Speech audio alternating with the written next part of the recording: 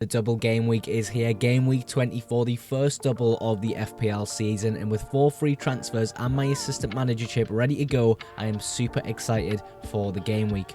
So let's waste no time and get straight into today's team selection video.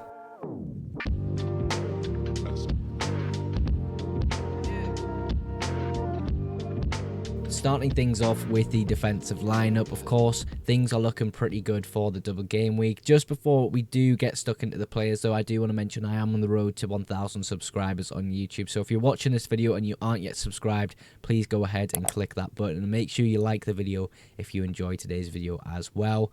Like I said, though, the double game week, things are looking pretty decent for the defence with the Liverpool assets. But apart from that, you've got David Raya and Gabriel there with a Manchester City at home fixture, which really just isn't too great.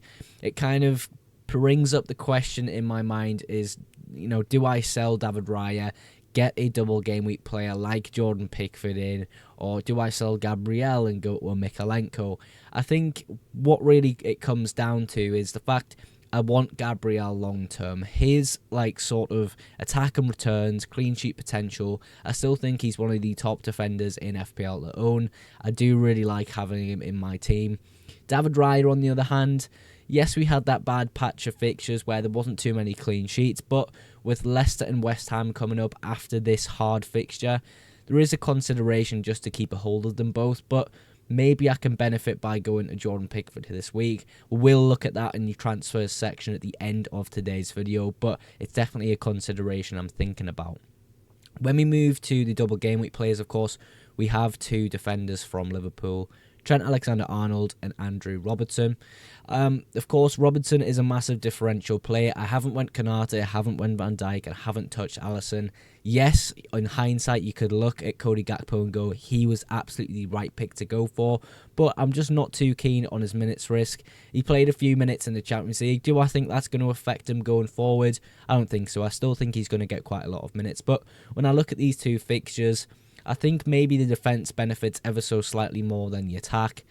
Everton and Bournemouth both defensively decent in the Premier League. Of course, Bournemouth recently gone on an absolute tear through the Premier League, so we'll see what happens in that circumstance, but I am pretty happy with these 2 boys. Of course, Trent can be super attacking on his day, so maybe comes away with an attack and return or 2, maybe 1 clean sheet out of those 2 fixtures. Fingers crossed Andrew Robertson starts, of course, most of the games in the double. I do think he will. He's only had 1 less start than Trent all season. Of course, he was injured 1 game week as well. So, apart from the fact I've got a double Arsenal defence against Manchester City, things are looking decent for my defence this game week.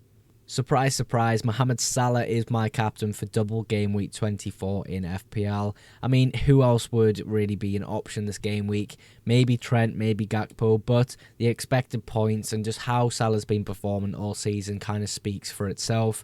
A lot of people triple captaining him this game week as well, so potentially a slight ownership play on my behalf by captaining Mohamed Salah rather than a player like Trent. But I still think he is the best captain for double game week 24. Now, if you look at the rest of the midfield, you'll notice that Ismaila Sarr is benched at the moment, and I think he's part of my transfer plans, which I will cover at the end of the video, but he is just on the bench at the moment while I go over my team with 0 free transfers made. Of course, a player that a lot of people are bringing in this game week is Bryan Mbeumo. The Spurs fixture, obviously a really nice one for Bryan Mbeumo. I think he's got quite nice fixtures coming up as well, so maybe I can consider going for Wissa as well as Bryan Mbeumo in my team, but I still think Bryan Mbeumo is the better option over Wissa just for his penalties he takes.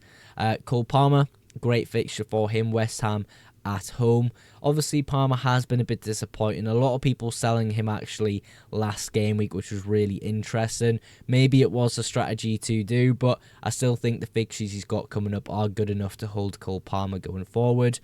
With Morgan Rogers, I think maybe there's 2 game weeks left in Morgan Rogers, then I can look to move him on. Of course, the Champions League hat-trick might taint my view ever so slightly and make me want to keep a hold of him ever so slightly longer. But the sort of forward situation going on at Villa right now, is Watkins going?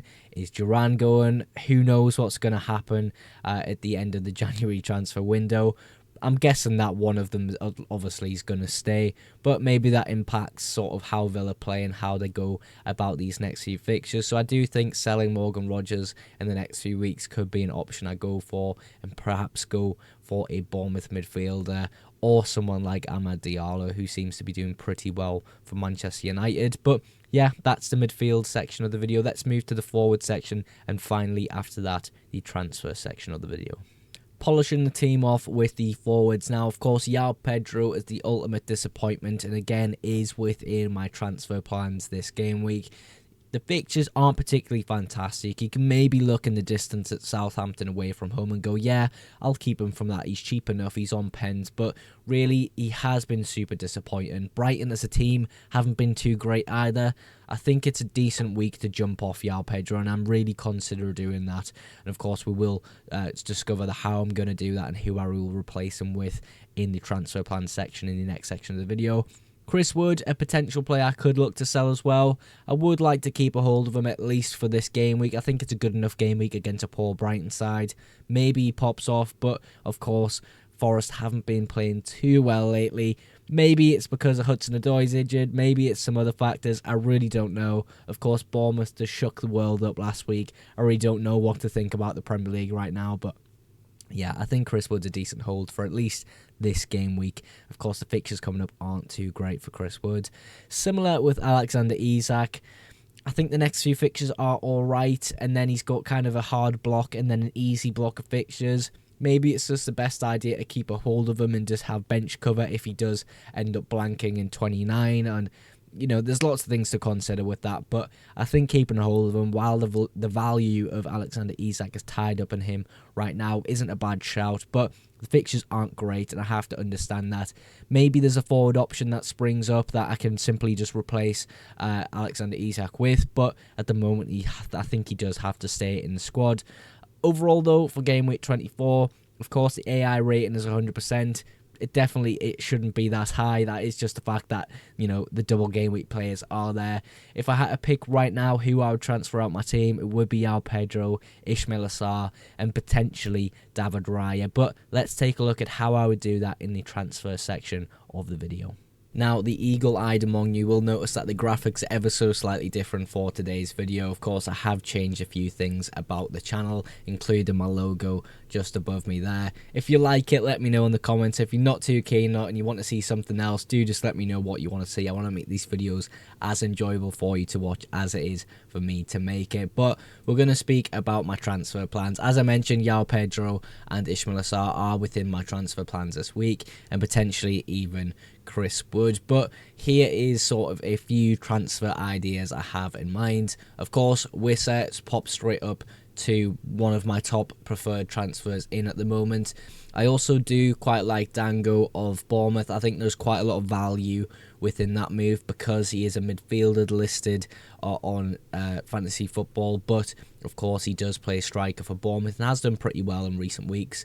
Of course, Cliver is maybe the obvious option to go with, but I think going Dangos maybe as a differential play, saving a bit of money, could be something I do consider this game week. In terms of making room for a potential assistant manager play, I think selling Chris Wood makes a lot of sense. And of course, who else to get then this week? Of course, Iliman and Dye, double game week player playing Leicester. I think why not go for that? And of course, it opens me up to 1.5 million. I can pick any manager in the game. I think potentially going all the way down to a David Moyes at 0.5 million for this game week would be what I do, and then moving to Iraola for Southampton away from home and Wolves away from home. I suppose we can continue plan ahead for a few weeks so you can get a kind of idea of why I've made the transfers. Benching and Dye this week makes sense for me. Of course, Dango with the Southampton away fixture is just better. Benching Robertson and possibly selling him this week early to go to Chalobah. Yes, it frees up quite a lot of money, which I'm not really going to do too much with in this particular week, but potentially moving towards some different players in the future, it could help me out, but that's kind of how I would like to line up anyway for this given game week. There's not any particular transfers that bounce out to me to definitely do for this game week, and maybe consider Alexander Isak, but really after that, there's some pretty decent fixtures on the horizon, so why not just keep a hold of him? Of course, super high owned as well, so maybe a little bit of benefit to go away from Isak that week, but I still do quite like him regardless of the fixture. I suppose we'll go ahead one more week of planning. I still don't think I would make a transfer in particular at this point, apart from maybe Morgan Rogers to Amad Diallo for me. I quite like the idea of him having Everton and Ipswich and then Arsenal, then Leicester. Of course, the Arsenal fixture isn't too great, but having Ipswich and Leicester very close to each other would be really nice to get hold of. But let's just recap for what Game Week 24 could possibly look like. Could look like this with transfers of Wood out and Dye in, Yao Pedro out, Wissa in, and of course Ismail Assar out and Dango in, with the assistant managership active on David Moyes, potentially with the spare money I have in the bank. Let me know what you think of my transfer plans. Would you do anything different with my particular squad? Just let me know in the comments. As always, I outro my videos with a massive thank you to you guys at home for supporting the FPL Mogs YouTube channel. If you have enjoyed today's video, make sure you drop a like, and if you aren't yet subscribed to the channel, please do consider it for future FPL videos and deadline streams. But that is everything for today's video. Thank you again so much for watching, and I will catch you in the next one. Bye for now.